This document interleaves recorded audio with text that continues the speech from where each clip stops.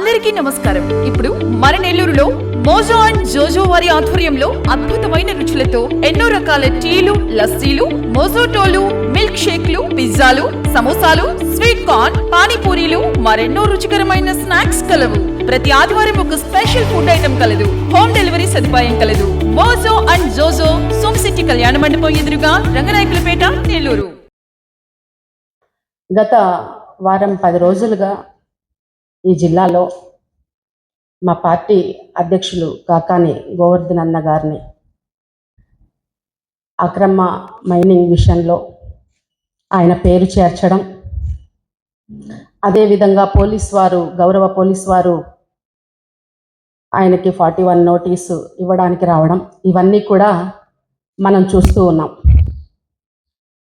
మా గౌరవ వైఎస్ఆర్సీపీ పార్టీ జిల్లా అధ్యక్షులు ఈ సమాజంలో ఎంతో గౌరవంగా, ఎంతో ఉన్నతంగా, ఒకసారి జడ్పీ చైర్మన్గా, 2 సార్లు ఎమ్మెల్యేగా, ఒకసారి మంత్రిగా పదవులు నిర్వహించడమే కాకుండా పార్టీ ఇచ్చిన బాధ్యతలు ఏదైతే ఉన్నాయో అవి సక్రమంగా నిర్వహిస్తూ ఆయన అధ్యక్షతన ఒకసారి 7 సీట్లని, ఒకసారి జిల్లాలో 10కి 10 సీట్లని కూడా గెలిపించడం జరిగింది. అంటే ఆయన ఎంత నిబద్ధత కలిగిన నాయకుడు.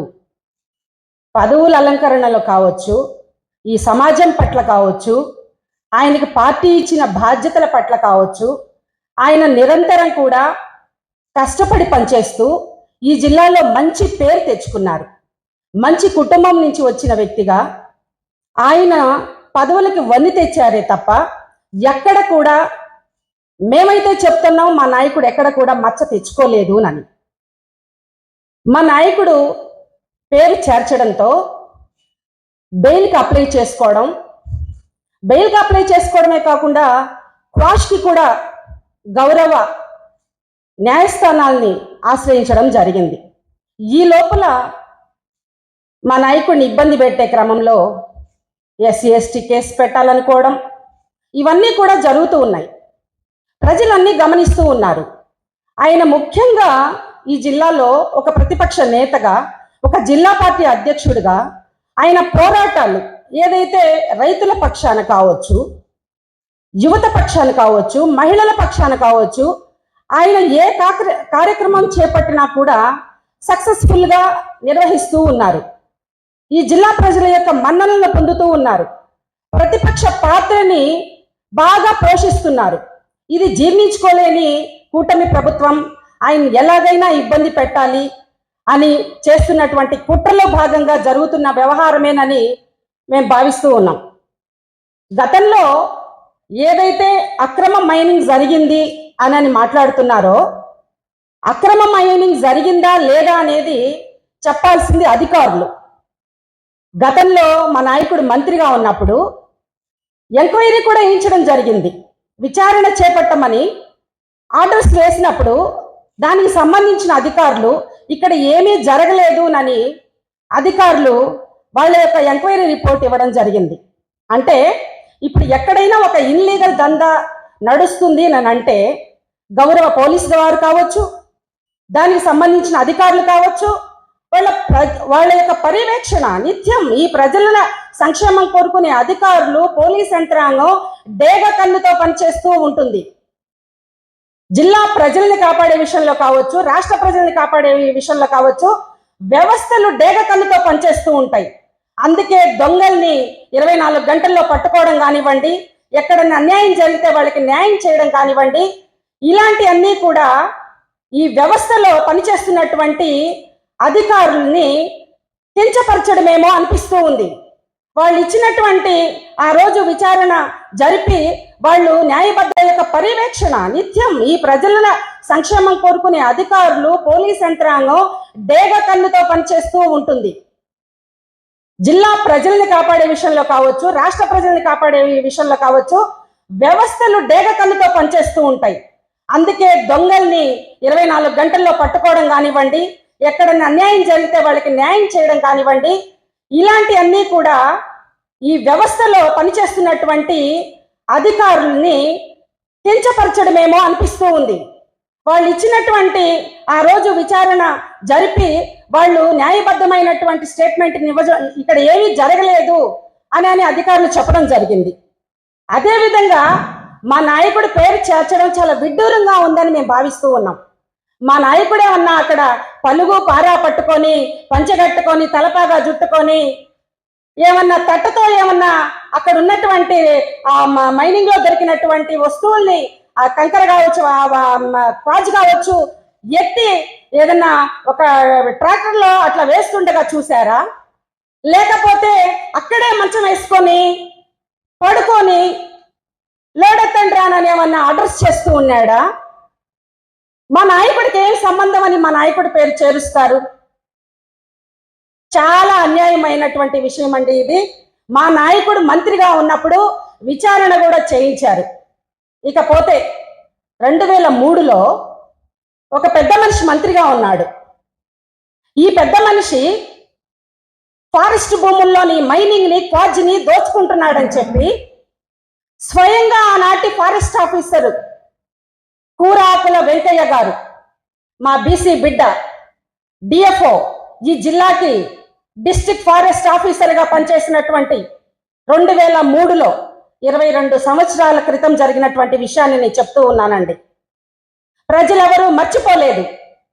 సీనియర్ నాయకులందరికీ, పత్రికా సోదరులందరికీ కూడా ఈ విషయాలన్నీ కూడా గుర్తుండే ఉంటాయి.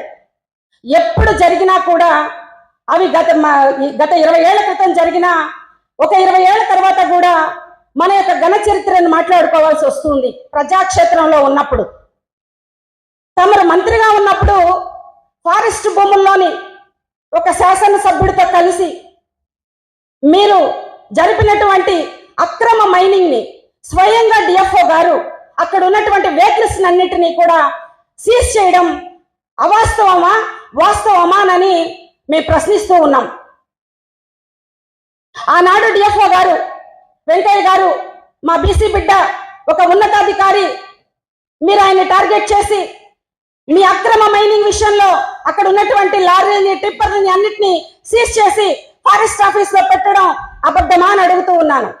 వీటి మీద మీరు ప్రెస్ మీట్ పెట్టగలరా అని అడుగుతూ ఉన్నాను. మీరు మంత్రిగా ఉన్నప్పుడు జరిగిన విషయం ఇది. ఆనాడు మా బీసీని మీరు ట్రాన్స్ఫర్ చేశారు. మిమ్మల్ని ప్రశ్నించినందుకు, మీ అక్రమ దందాన్ని బయట పెట్టినందుకు ఆ రోజు ఆయన్ని ట్రాన్స్ఫర్ చేశారు. మా బీసీ నాయకులు దీని మీద ఆమరణ నిరాహార దీక్ష గాంధీ బొమ్మ సెంటర్లో చేశారు అన్న విషయాన్ని నేను గుర్తు చేస్తూ ఉన్నాను. ఆ రోజు మీ పార్టీ అధికారం, మీరు మంత్రిగా ఉన్నారు, స్వయంగా మీరే చేయిస్తున్నారని మా బీసీ లీడర్లు, దళిత బిడ్డలు అందరూ కలిసి గాంధీ బొమ్మ సెంటర్లో ఆమరణ నిరాహార దీక్ష చేయడం అబద్ధం అంటారా? 3 రోజుల పాటు ఆ దీక్ష కొనసాగింది. డిఎఫ్ఓ గారిని అక్రమంగా బదిలీ చేశారు అనని ఆ రోజు ఆమరణ నిరాహార దీక్ష చేయడం జరిగింది. ఆ రోజు పత్రికల్లో కావచ్చు, మీడియాలో కావచ్చు, మీ పేరునే ఈ బీసీ లీడర్లు, మీ పేరునే మీరే అక్రమ మైనింగ్ చేయించారు అనని ఆ రోజు మాట్లాడడం జరిగింది. మీరు దీనికి సమాధానం చెప్తే సెకండ్ ఎపిసోడ్ మళ్ళీ నేను ప్రెస్ మీట్ పెడతాను. అవునంటారా కాదంటారా? మాజీ మంత్రివర్య, మీరు చెప్పాలి. అక్రమ మైనింగ్లు చేయించడం, అక్రమంగా అట్రాసిటీ కేసులు పెట్టించడం నీ సొంత పార్టీ నాయకులే.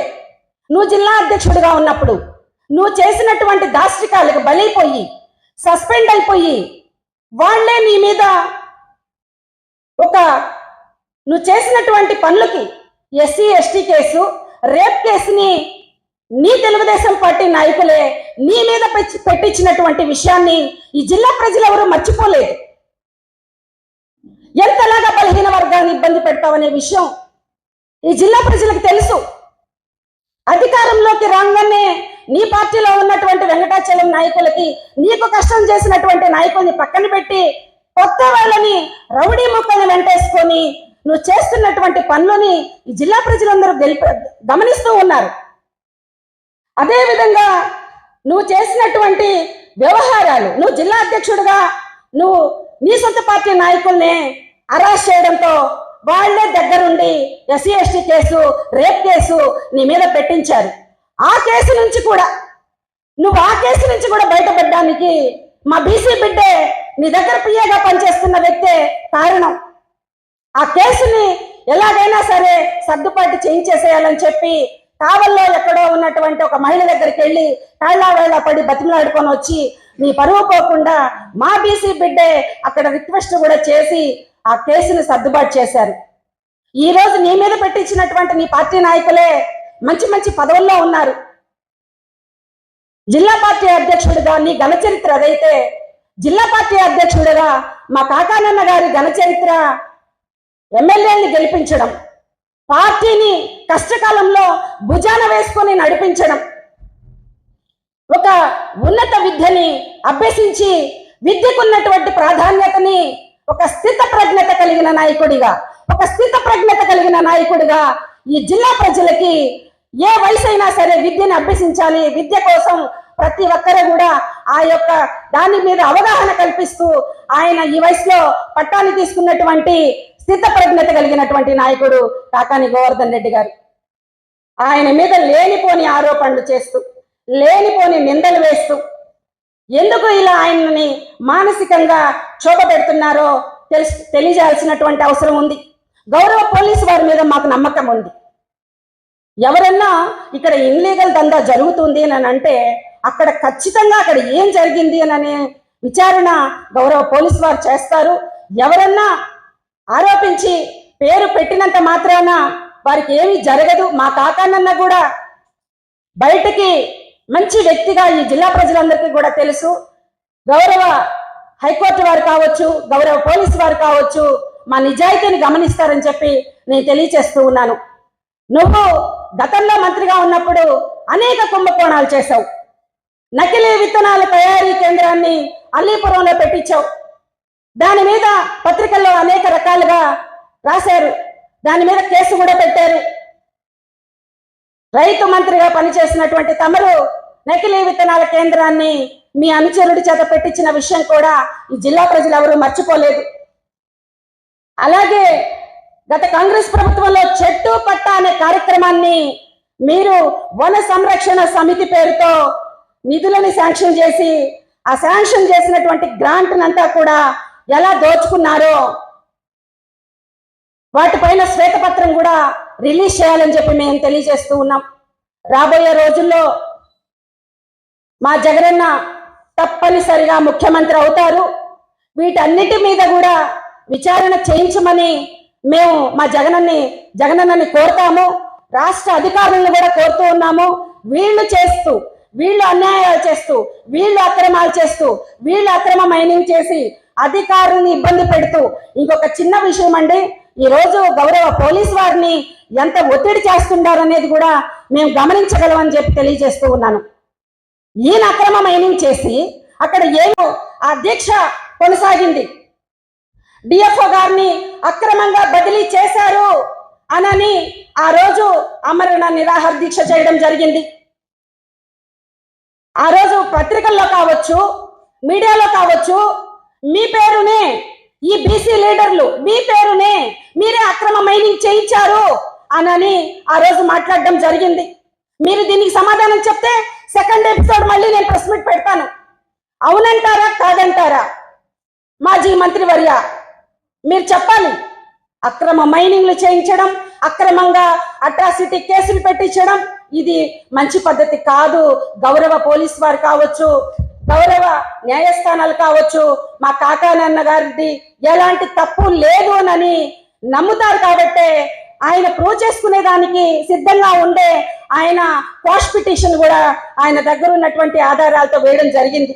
ఇవన్నీ కూడా ఆ రోజు ఆమరణ నిరాహార దీక్ష పేపర్స్ ఇవన్నీ కూడా మీ ముందు మళ్ళీ కూడా నెక్స్ట్ ఎపిసోడ్ పెడతాను. మళ్ళీ ప్రెస్ మీట్ నేను ఆ రోజు 3వ రోజు ఆమరణ నిరాహార దీక్ష విత్డ్రా చేయడం జరిగింది. ఎందుకు విత్డ్రా చేశారంటే ఆనాటి డిఎస్పీ గారు నరసింహారెడ్డి గారు గౌరవ పోలీస్ మీద మా బీసీ నాయకులకు ఉన్నటువంటి గౌరవంతో ఆయన ట్రాన్స్ఫర్ ని ఆపుతాము, మేము హామీ ఇస్తున్నాము, మన డిఎఫ్ఓ వెంకయ్య గారికి ఎలాంటి నష్టము జరగకుండా ఆయన నీతివంతమైనటువంటి అధికారిగా, నిజాయితీ అధికారిగా చేసినటువంటి పనిని మేమందరం కూడా అప్రిషియేట్ చేస్తున్నాము. సాటి అధికారిగా మేమందరం కూడా పెద్దల దృష్టికి తీసుకెళ్తామని చెప్తే గౌరవ పోలీసు వారు వచ్చి ఆ ఆమరణ నిరాహార దీక్షని విత్డ్రా చేయించడం జరిగింది. ఆ తర్వాత ఆయన ఆ వెంకయ్య గారి ట్రాన్స్ఫర్ని ఆపలేదు సరికదా, ఆయన్ని రిలీవ్ చేసి ఎక్కడ కూడా పోస్టింగ్ ఇవ్వకుండా ఆయన్ని ఆ రోజు అంత దారుణంగా మీరు చేసినటువంటి సంఘటనలు 2003 ఆ రోజు నువ్వు మంత్రివి, ఎన్ని బలహీన వర్గాల మీద ఎంత కక్ష సాధింపు చర్యల్ని చేపట్టావో ఈ జిల్లా ప్రజలందరికీ కూడా తెలుసు. ఇంకొక పెద్ద విషయం ఏంటంటే ఆయన ఒక నెల రోజులు కూడా తిరక్కతలికే ఆయన మరణించారు. ఏంటో భగవంతుడికే తెలియాలి. ఆ రోజు మా మనసులకైన గాయాలు, మా బీసీ నాయకులుగా మా మనసులకైన గాయాలు ఈ రోజుకి కూడా పచ్చిగానే ఉన్నాయన్న విషయాన్ని.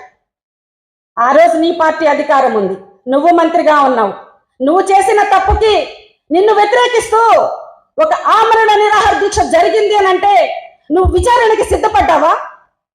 నువ్వు విచారణ చేయించావా? ఈ రోజు మా కాకానన్న గారు విచారణ చేయించారు మంత్రిగా. ఎవరు మంచి వ్యక్తి అంటారు? ఈ జిల్లా ప్రజలు ఒక్కసారి ఆలోచించాలి, గౌరవ పోలీసు వారు ఆలోచించాలి, గౌరవ న్యాయమూర్తులు ఆలోచించాలి. మంత్రిగా ఉండి విచారణ వేయించినటువంటి వ్యక్తి మంచివాడా? మంత్రిగా తన మీద నింద వస్తే విచారణ జరిపించకుండా ఆ అధికారుల్ని ట్రాన్స్ఫర్ చేయించి అధికారుల్ని ఇబ్బంది పెట్టినటువంటి వ్యక్తి చేయిస్తున్నటువంటి ఇలాంటి నీచపు ఆలోచనల్ని ప్రజలందరూ కూడా అర్థం చేసుకోవాలని నేను తెలియచేస్తూ ఉన్నాను. నీ సొంత పార్టీ నాయకులే నువ్వు జిల్లా అధ్యక్షుడిగా ఉన్నప్పుడు నువ్వు చేసినటువంటి దాష్టికాలకు బలైపోయి సస్పెండ్ అయిపోయి వాళ్లే నీ మీద నువ్వు చేసినటువంటి పనులకి ఎస్సీ ఎస్టీ కేసు, రేప్ కేసుని నీ తెలుగుదేశం పార్టీ నాయకులే నీ మీద పెట్టించినటువంటి విషయాన్ని ఈ జిల్లా ప్రజలు ఎవరూ మర్చిపోలేదు. ఎంతలాగా బలహీన వర్గాన్ని ఇబ్బంది పెడతావనే విషయం ఈ జిల్లా ప్రజలకు తెలుసు. అధికారంలోకి రాగానే నీ పార్టీలో ఉన్నటువంటి వెంకటాచలం నాయకులకి నీకు కష్టం చేసినటువంటి నాయకుల్ని పక్కన పెట్టి కొత్త వాళ్ళని రౌడీ ముక్కల్ని వెంటేసుకొని నువ్వు చేస్తున్నటువంటి పనులని ఈ జిల్లా ప్రజలందరూ గమనిస్తూ ఉన్నారు. అదేవిధంగా నువ్వు చేసినటువంటి వ్యవహారాలు, నువ్వు జిల్లా అధ్యక్షుడిగా నువ్వు